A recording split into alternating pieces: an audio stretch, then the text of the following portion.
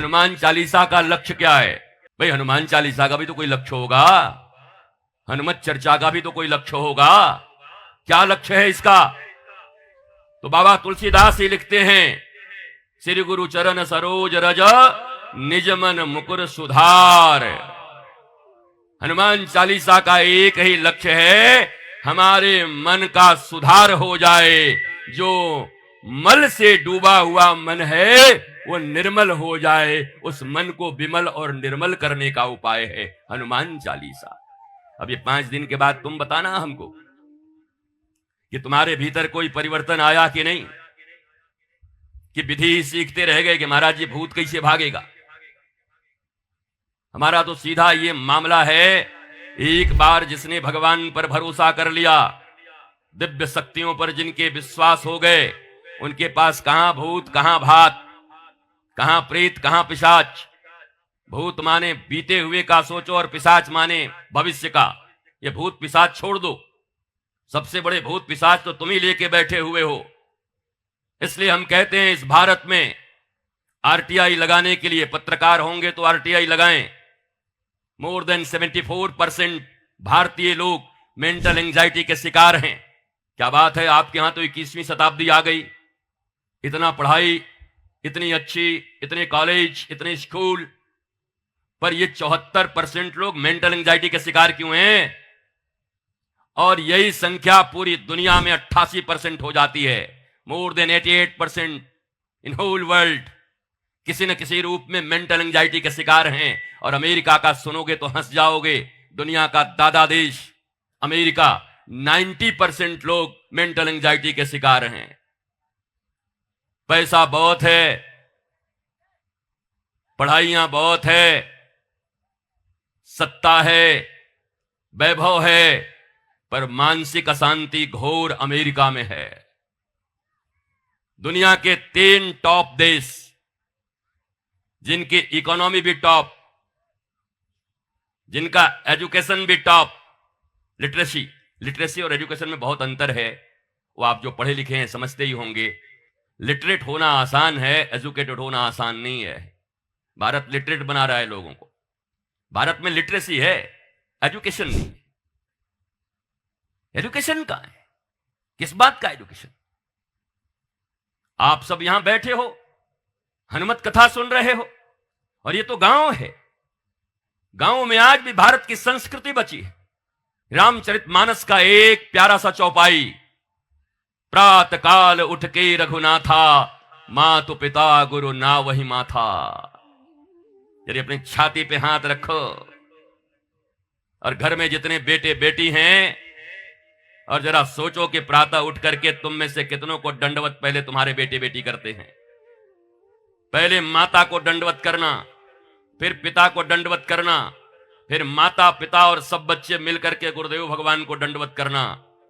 बताओ रामपुर कला के गांव में कितने परिवारों में यह संस्कृति अभी भी बची हुई है। राम कथाएं तो बहुत सुनी होगी, राम चर्चा तो बहुत सुना होगा आपने, राम जी की चारों तरफ धूम मची होगी, पर भगवान राम के रामचरितमानस के एक साधारण से चौपाई जो स्वयं रघुनाथ करते हैं, राम जिनको अपना आदर्श कहते हो, मर्यादा पुरुषोत्तम। अब ये बात करते ही लोग इधर उधर देखने लगते हैं, कई लोग, कि हम तो सुन ही नहीं रहे हैं। क्यों? दिल में लग गई, हृदय में लग गया। जब बच्चा छोटा था, इतना बड़ा, तब तो वो गीली मिट्टी था, तुम्हारे बस में था। उस समय उस गीली मिट्टी से सुराही क्यों नहीं बनाया? घड़े क्यों नहीं बनाए? उस समय क्यों नहीं खपड़े बनाए जिससे घर में बारिश रुक जाए? उस समय क्यों उस गीली मिट्टी से गांजा पीने का चीलम बना दिया उसको? बताओ, तुम्हारे हाथ में था ना। इसलिए कोई भी माता पिता अगर अपने संतानों के विषय में कुछ बोलता है कि मेरा संतान उपयुक्त नहीं है, मेरा संतान संस्कारी नहीं है, तो फिर वहां पर यह बात याद रखना चाहिए, बुरा जो देखन मैं चला, बुरा न मिलया कोई, और जो दिल ढूंढा आपनो मुझसे बुरा न कोई। खुद सोचो, तुम्हारे ही गर्भ में 9 महीने तक पला हुआ वो बच्चा तुम्हारे ही गर्भ में पला है। उस समय तुम्हारे जो संस्कार होते, अरे हिरण्यकश्यपु जैसे असुर राक्षस के घर में प्रहलाद जैसा दुनिया का सबसे बड़ा नारायण का भक्त और हरि का भक्त उत्पन्न ले लेता है। बापई जिसका सबसे बड़ा असुर हो, भाई सब असुर हो, तीन के तीनों, और तो और दुनिया में गुरु संस्कार देते हैं, पर उनके गुरु भी संड अमर्क, शुक्राचार्य के दोनों बेटे संड और अमर्क, वो भी दोनों वैसे ही थे, वो भी वही विद्या सिखा रहे थे।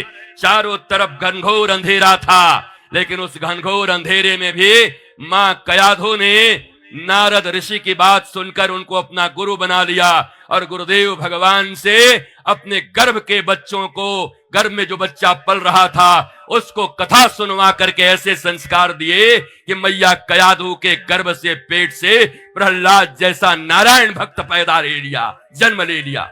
बताओ, तुम कहते हो हमारा गांव खराब, हमारा परिवार खराब, हमारे परिवेश खराब, क्या करें महाराज, क्या करें गुरु, यहाँ दारू पीने वाले लोग बहुत हैं, क्या करें, हमारे गांव में लोग बिगड़ गए हैं। अरे जिसके घर में स्वयं असुर उसका बाप हो, उसके भाई हो, गुरु भी वही सिखाते हो, सारा का सारा राज सत्ता आसुरत्व का पढ़ाई पढ़ाता हो, उस आसुरी राज में इतना बड़ा भक्त कैसे जन्म ले लिया?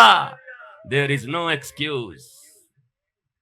ये जो एक्सक्यूज करने वाले लोग हैं वो वास्तव में न अपना मंगल कर सकते हैं, न भारत का मंगल कर सकते हैं।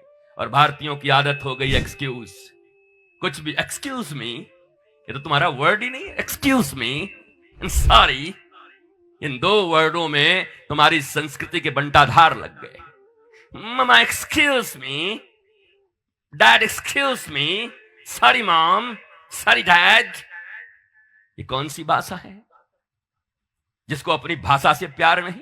मैं तो बड़ा खुश हुआ जब आशीष को अपने पिताजी से या यहाँ के लोगों से अपने गांव की भाषा में, और मैं बृजभूषण बाबू को हमेशा देखता हूं अपनी भाषा में, जब जब बोलते अपनी भाषा में बात करते हैं। ये बतिया समझ ला, हम बताए देते, हमें बड़ा अच्छा लगता है कि अपनी भाषा, अगर जिसने अपनी भाषा को पकड़ रखा है, आपको भी यही कहता हूं, अरे इंग्लैंड में पढ़ने वाला कोई बच्चा छोटा अगर हिंदी नहीं बोल पाता तो उसके लिए यह शर्म का विषय नहीं है, क्योंकि इंग्लैंड की भाषा, लंदन की भाषा अंग्रेजी है, हिंदी नहीं है। वो गड़बड़ हिंदी बोलेगा ही, हे मैन कहां जाता क्या खाता, हे आता है क्या जाता है क्या, वो गलत ही बोलेगा, क्योंकि हिंदी उसकी भाषा नहीं है, उसके लिए लज्जाजनक विषय नहीं है। इंग्लैंड का कोई बच्चा अगर इंग्लिश न जाने तो उसके लिए लज्जा का विषय है।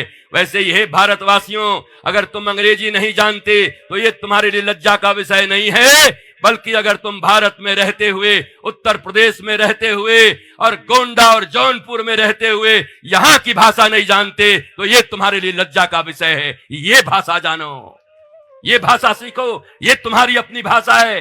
पर हमें इतनी हीन मान्यता के बोझ से भर दिया गया है, inferiority complex. There is only one complex, superiority complex होता ही नहीं है।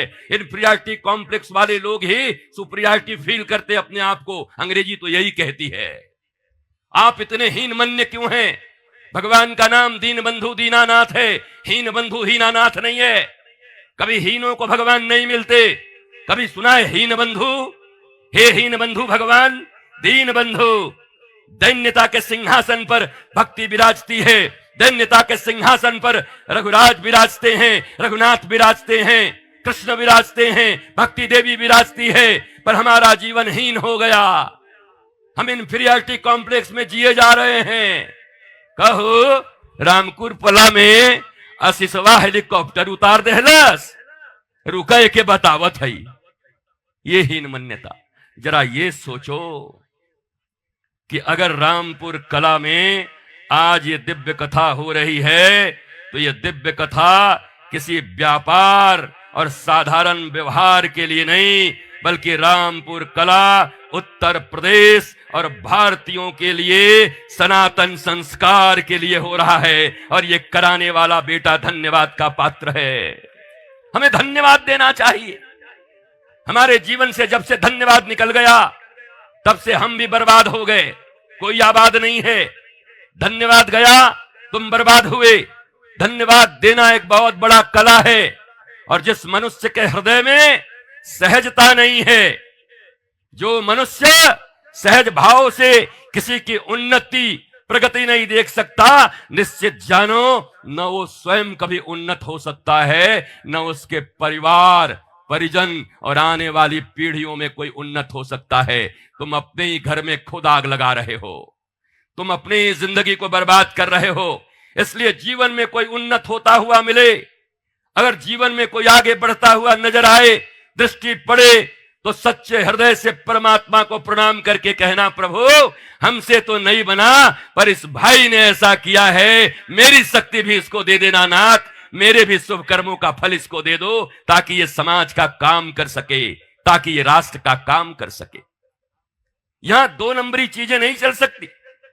और क्षमा करो, व्यासपीठ पर बैठने के बाद न काहू से दोस्ती न काहू से बैर, फिर यहां बात वही होगी खरी खरी, और यही खरी बात तुम्हारे हृदयों को झिझोड़ेगी।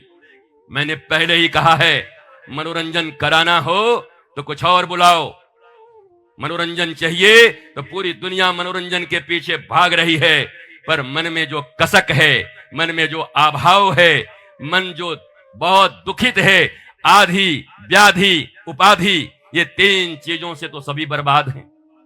आधि अभाव को कहते हैं, व्याधि शरीर में उत्पन्न हुए भौतिक किसी रोग को कहते हैं, उपाधि होने के बाद जो दुख है उसको उपाधि कहते हैं।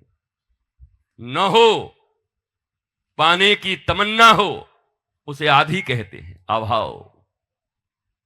शरीर इत्यादि में अनंत रोग व्याधि कहते हैं।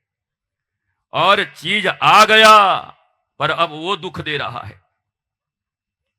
विवाह नहीं था तो घूम रहे थे, बड़ा दुख था, आधी। अब हो गई तो वकील पकड़ते घूम रहे हैं कि महाराज बहुत बड़ी उपाधि हो गई, अब जान बचाओ। तो ये तीन चीजें हैं दुनिया में, और इन्हीं तीनों में तुम भी फंसे हुए हो, हम भी फंसे हैं, सब फंसे हैं। क्या इन तीनों से मुक्ति का कोई उपाय है? क्या धर्म सिर्फ तुम्हें छोटे छोटे लोभ करने के लिए बताया गया है? अगर धर्म का उद्देश्य भयभीत करना हो तो ऐसे धर्म को मानना छोड़ देना चाहिए। जो धर्म तुम्हें भयभीत करे छोड़ दो उसको। धर्म भय उत्पन्न नहीं करता, धर्म तो ओज तेज शौर्य वीरता मुक्ति देता है।